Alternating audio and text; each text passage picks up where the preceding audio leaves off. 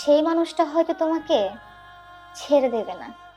সেই মানুষটা তোমাকে একটা অপশন হিসেবে রেখে দেবে, যেন তুমি তাকে এটা বলতে না পারো সে তোমাকে ছেড়ে চলে গেছে।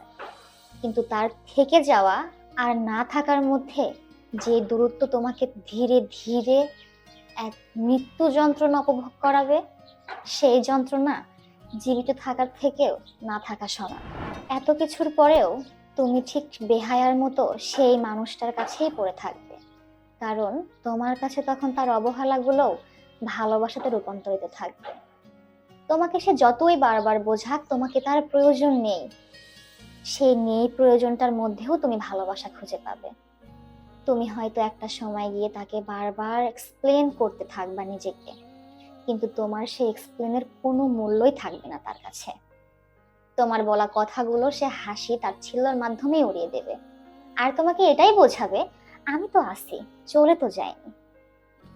কিন্তু সব থাকাতেই কি আর থাকা হয়? সব ভালোবাসায় কি ভালোবাসা থাকে? থাকে না। তুমি হয়তো এটা ভাববা যে না, তুমি তাকে বোঝালে হয়তো সে বুঝবে। তুমি এটাও ভাবতে পারো যে না, তুমি তোমার সবটুকু ভালোবাসা দিয়ে হলেও হয়তো কখনো এমন একটা সময় আসবে তুমি তাকে পরিবর্তন করতে পারবে। কিন্তু ভাগ্যের এমন নির্মম পরিহাস, এমন একটা সময় পরিস্থিতি তোমাকে দাঁড় করিয়ে দেবে যে তার অবহেলায় তোমাকে পরিবর্তন করতে বাধ্য করবে। তোমার ভালোবাসা তাকে পরিবর্তন করবে না।